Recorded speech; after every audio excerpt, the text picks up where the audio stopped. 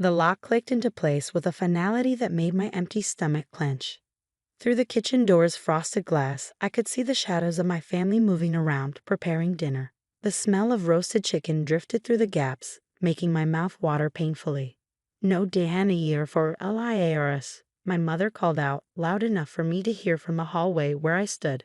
"Maybe tomorrow you'll remember to tell the truth." My crime? I told my teacher that I'd been too dizzy to complete my homework.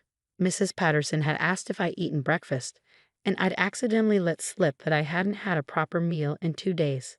When the school called home to check on me, my mother had been furious. "We feed our daughter perfectly well," she told them coldly. "She's going through a phase where she lies for attention. We're handling it with appropriate discipline." Now, standing outside the locked kitchen, I pressed my hand against my hollow stomach. This was day 3 without a real meal. I'd managed to sneak a granola bar for my friend's lunch yesterday, but that was all. "Eleanor's eating with us tonight," I heard my father tell my younger sister through the door. "Since Jade can't seem to appreciate family dinner, she doesn't get to participate." Eleanor, my 13-year-old sister, said something I couldn't hear. Then Dad's voice, louder. "She'll eat when she learns respect. A little hunger builds character." I was 17 years old and weighed 89 pounds. This discipline had started 6 months ago when I questioned why Eleanor got new clothes for school while I had to wear the same threadbare uniforms from 2 years ago. "Ungrateful children don't deserve new things," Mother had said.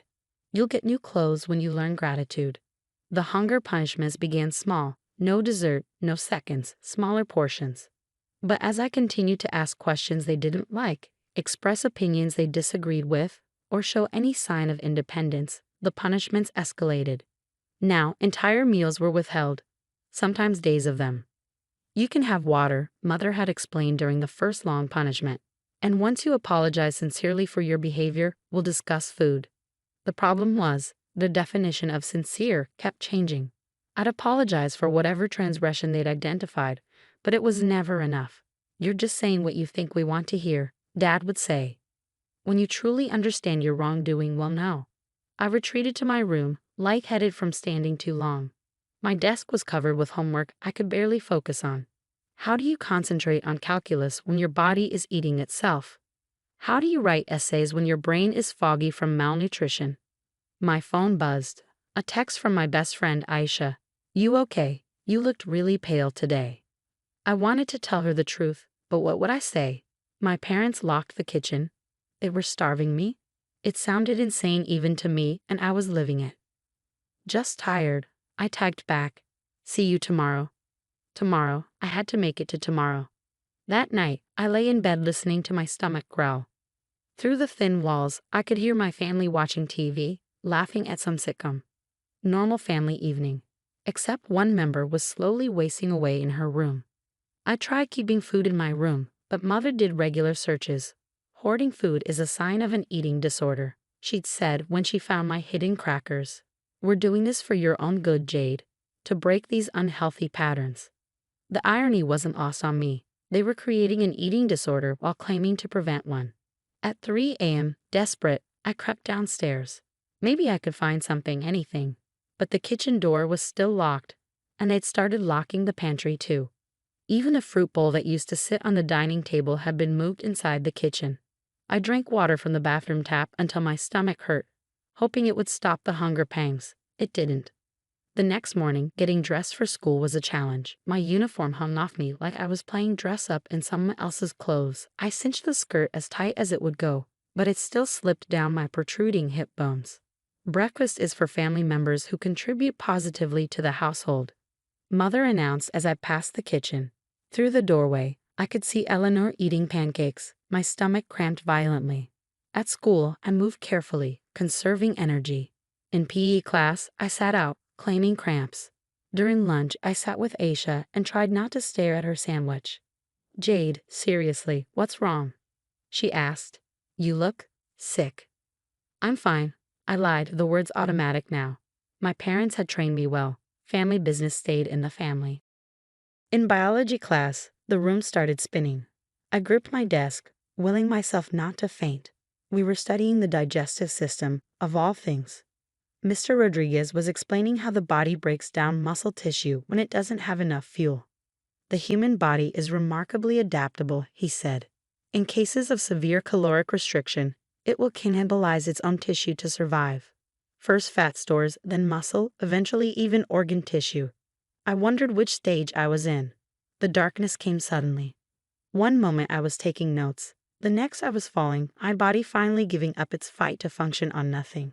I heard chairs scraping, voices shouting, felt hands trying to catch me as I went down. When I came to, I was in the nurse's office. Mrs. Chin, our school nurse, was leaning over me with a blood pressure cuff and a deeply concerned expression. "Jade, honey, when did you last eat?" I tried to calculate. The granola bar was 2 days ago. Before that, when had I last had an actual meal? The days blurred together in a haze of hunger. I'm not sure, I admitted. She helped me sit up slowly, then gestured to the scale in the corner. "I need to check your weight." I stood on the scale, swaying slightly.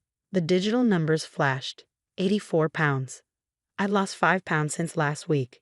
Mrs. Chen's face went white. "Jade, I need to call for an ambulance. Now." "No, please," I begged. "My parents will be so angry." "I'm fine. I just." "Honey, you're not fine. You're severely malnourished. Your blood pressure is dangerously low. This is a medical emergency." She was already dialing. Within minutes, I heard sirens. As the paramedics loaded me onto a stretcher, I saw my classmates watching through windows, their faces shocked. My secret was out. At the hospital, everything moved quickly. IV lines were inserted, blood was drawn, monitors were attached. A doctor with kind eyes and careful hands examined me while a nurse documented everything. "How long have you been restricting food?" Dr. Kumar asked gently. "I'm not," I said automatically. I don't have an eating disorder. "My parents," I stopped, the conditioning still strong. "Your parents what, Jade?" Something in her voice, professional but compassionate, broke through my walls. "They lock the kitchen," I whispered. "When I'm bad. When I lie or disrespect them. No dinner for liars, that's the rule." Dr. Kumar's expression didn't change, but I saw her exchange glances with the nurse. "How often does this happen?" "More now. This time it's been 4 days, I think. Maybe 5. I lose track." "And your parents are the ones withholding food?" I nodded, tears streaming down my face. "Dad says I need discipline. Mom says I'll eat when I learn respect. But I never learn it right.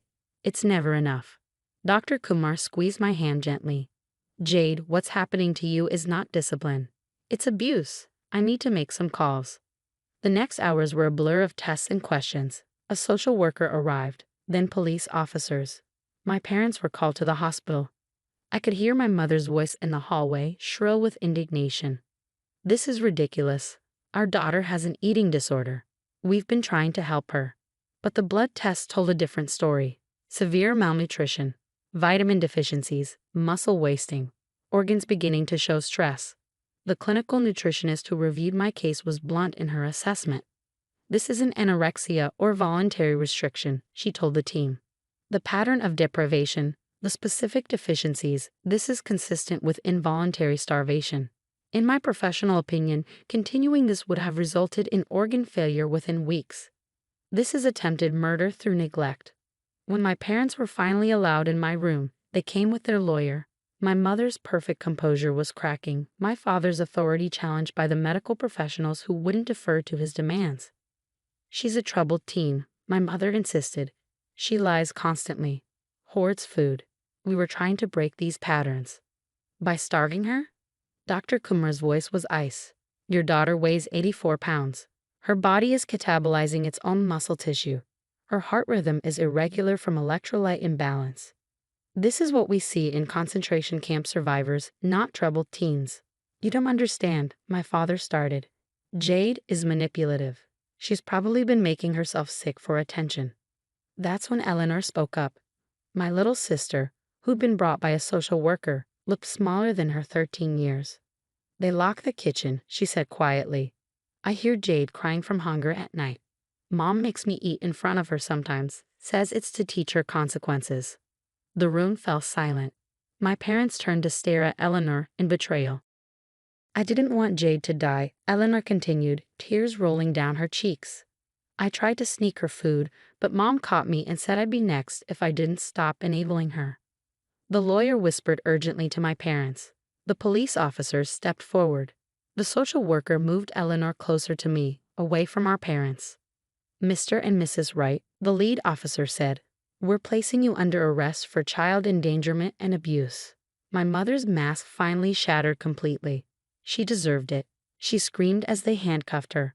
"Ungrateful, lying little bitch." We gave her everything. "Except food," I whispered, but I don't think anyone heard me. The next days were a blur of recovery and investigation. Detectives found the locks on the kitchen, the food diary my mother kept documenting when I was allowed to eat, even a punishment chart showing days of dietary restriction for various infractions. Eleanor was placed with our aunt while the investigation continued. She visited me daily, bringing homework and apologies. "I should have told someone," she said. "I was scared they'd do it to me too." "You're 13, I reminded her. "This wasn't your responsibility." Physical recovery was slow. Refeeding syndrome was a risk. My body had adapted to starvation and could actually be harmed by too much food too quickly. The nutritionist created a careful plan to gradually increase calories while monitoring my organs' response. "Your body is resilient," she told me. "But there may be lasting effects: bone density loss, potential heart damage.